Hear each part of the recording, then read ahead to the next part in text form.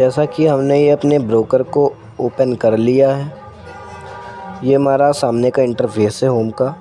अब हम Ethereum market पे एनालाइजमेंट करेंगे। पहले ही से ही मैंने एक ट्रेड को प्लान कर रखा था। चलिए आपको फटाफट से दिखाते हैं कि हमने ये ट्रेड में जो प्लान कर रखा था वो कैसा मूव कर रहा है। ये देखिए, ये अच्छा खासा हमें प्रॉफिट दे चुका है। ये ट्रेड एथेरियम का मार्केट है। अच्छे खासे डाउनफॉल के बाद एक हमको अप ट्रेंड का ट्रेड मिला था जिसको हमने होल्ड करके रखा हुआ है।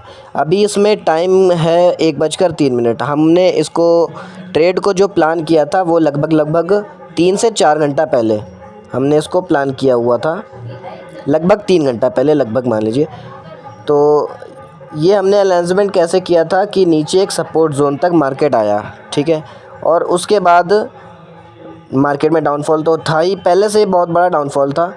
ये सपोर्ट जोन तक आया और उसके बाद ये थोड़ी देर तक मार्केट साइडवेज रहा। हमने इसमें एक अप ट्रेंड के लिए एक हॉरिजॉन्टल लाइन ड्रॉ की, जिसको ये क्रॉस किया। हमने वहाँ पर एंट्री बनाई। एंट्री बनाने के बाद ये मार्केट सीधे हमारे प्रॉफिट की तरफ मूव करना शुरू कर दिया। अब जैसा कि आप लोग देख सकते हैं कि हम इसे 15 मिनट चार्ट फ्रेम पर देख रहे हैं और चार्ट फ्रेम को चेक करने के लिए सिंपल सा ऊपर ऑप्शन दे रखा है, आप वहाँ से चेक कर सकते हैं। होम स्क्रीन पर नज़र आ रहा होगा। ये आप देख सकते हैं, ये हम अपना सपोर्ट लेवल को दिखा रहे हैं जहाँ से मार्केट बार बार रिवर्सल मूवमेंट ले रहा था।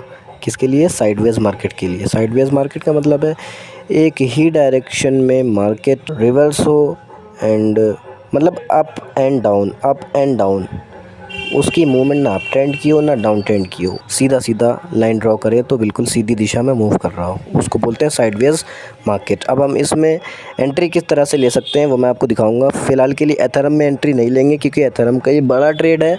इसमें हम एनालाइजमेंट के बाद ही ट्रेड लेते हैं। हम आपको दिखाने के लिए कि कैसे स्टॉप लॉस लगाते हैं, टारगेट लगाते हैं, इसलिए हम आपको छोटे वाले जो लॉट हैं रिपल के, उसको हम बाई करके आपको एज इट इज़ दिखाएंगे। पहले इसमें हम थोड़ी सी एनालाइजमेंट करेंगे ताकि हम आपको दिखा सकें कि ये ट्रेड कैसे मूव करेगा। फ़िलहाल के लिए आप देख सकते हैं, पहले हम लाइन वाइन ड्रॉ करके ट्रेड वगैरह ले चुके हैं, अपना प्रॉफिट निकाल चुके हैं। और ये परफेक्ट भी नहीं है कि आप एनालाइज़ कर रहे हैं तो आपका मार्केट जिस दिशा में आपको आप संकेत दे रहा हो उसी दिशा में मूव करे। कभी कभी एनालाइजमेंट रॉन्ग भी हो जाती है कि मार्केट आप मान लीजिए अप ट्रेंड के लिए लें और वो साइडवेज हो जाए या फिर रिवर्सल ट्रेंड ले लें, क्योंकि ये आपके हाथों में नहीं होता, ठीक है। कोई भी मार्केट में एकदम परफेक्ट नहीं होता, इसलिए हम इसमें केवल एक एनालाइज कर सकते हैं और अपनी जो है ना परसेंट लेवल बढ़ा सकते हैं अपने मार्केट के लिए। तो ये मैं यहाँ पर ट्रेड लेने के लिए एक सपोर्ट जोन खींच रहा हूँ, ठीक है, जहाँ से मार्केट बार बार अप ट्रेंड के लिए मूव कर रहा है। ये मैंने सपोर्ट जोन खींच दिया रिपल के मार्केट पर, ठीक है। और उसके बाद मैं यहाँ पे एक रेजिस्टेंस लेवल ड्रॉ कर रहा हूँ जहाँ से मार्केट ने डाउन ट्रेंड के लिए रिवर्सल ली, बार बार डाउन ट्रेंड की तरफ मूव किया। ये 15 मिनट चार्ट फ्रेम है, इसलिए मैं आपको, क्योंकि ये थोड़ा सा आसान होता है इसलिए मैंने 15 मिनट लगा रखा है। इसमें ज़्यादा तेज़ मूवमेंट आपको दिखेगी नहीं, वरना अगर मैं टाइम फ्रेम को कम करूँ तो ये फिर और तेज़ होगा, तो उसमें समझना काफ़ी मुश्किल हो जाता है बिगिनर्स के लिए, ठीक है। तो ये देख सकते हैं, अब मेरे एनालाइजमेंट के मुताबिक मुझे ऐसा प्रतीत होता है कि ये मार्केट अप ट्रेंड की तरफ जा सकता है, ठीक है, क्योंकि तगड़ा डाउनफॉल आया है। यहाँ पर सपोर्ट जोन से मार्केट थोड़ा सा अप ट्रेंड की तरफ मूव किया। हालांकि इसमें लॉन्ग टर्म होल्ड के लिए श्योर नहीं है कि मार्केट अप ट्रेंड पे जाएगा, लेकिन स्कैल्पिंग के लिए अप ट्रेंड यहाँ पर जाएगा, क्योंकि ये अब अपना रेजिस्टेंस लेवल की तरफ मार्केट मूव कर रहा है। ऊपर जो मैंने ब्लू कलर की लाइन ड्रॉ की है ये इसका रेजिस्टेंस लेवल है। तो स्कैल्प के लिए मैंने इसमें लॉन्ग ट्रेंड के लिए एक ट्रेड प्लान किया है, ठीक है। तो ये मैंने इसको सिंपल सा ऐसे बाय कर लिया है। अब इसमें स्टॉप लॉस कैसे लगाएंगे एंड टारगेट कैसे लगाएंगे वो चलिए आप लोगों को फटाफट से दिखाते हैं। तो इसके लिए सबसे पहले आपको होम स्क्रीन पर क्लिक करना पड़ेगा। तो ठीक है, मैं अपनी होम स्क्रीन पर आ चुके हैं और आपको ये पोजीशन ऑर्डर से दिख के आ रहा होगा, इस पर क्लिक करना है, ठीक है। और यहाँ पे आपको ब्रैकेट ऑर्डर नज़र आ रहा होगा, इस पर क्लिक करना है, ठीक है। अब यहाँ पर आपको परसेंट के हिसाब से स्टॉप लॉस और टारगेट दे रखा है। ये परसेंट आपकी कैपिटल के हिसाब से, ठीक है। मान लीजिए आपने कैपिटल आपकी 10 रुपये यूज़ कर रखी है, ठीक है।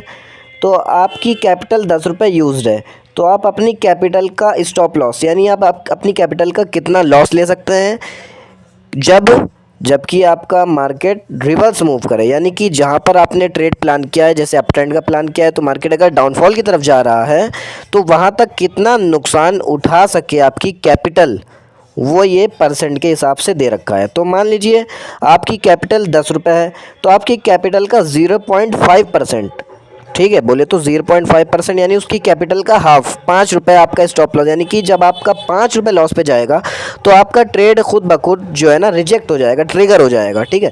और टेक प्रॉफिट यानी कि अगर मुझे लग रहा है कि 2% यानी आपकी जो कैपिटल है उसका 2x, मुझे लग रहा है कि ये 2% तक अप ट्रेंड में जाएगा, और 2% की यहाँ पर आपको 1.3648 USD लिख कर आ रहा होगा। ये आप चार्ट फ्रेम पर जाकर चेक कर सकते हैं, और यदि जितनी अभी आपको USD लिख कर आ रही है उतनी USD आप चेक कर सकते हैं। आपको लग रहा है कि मार्केट वहाँ तक अप ट्रेंड पर जाएगा तो उसके हिसाब से अपना परसेंट यहाँ पर सेट कर सकते हैं। इसलिए मैंने अपना परसेंट 2% सेट किया है। मुझे लग रहा है कि मार्केट लगभग 2% तक अप जाएगा। 2% बोले तो 10 × 2, हमारी कैपिटल 10 है तो 10 × 2 या 20 रुपये मुझे यहाँ पर प्रॉफिटेबल अमाउंट ट्रिगर हो जाएगा जब मैं यहाँ पर जो है ना प्लान करूँगा, ठीक है।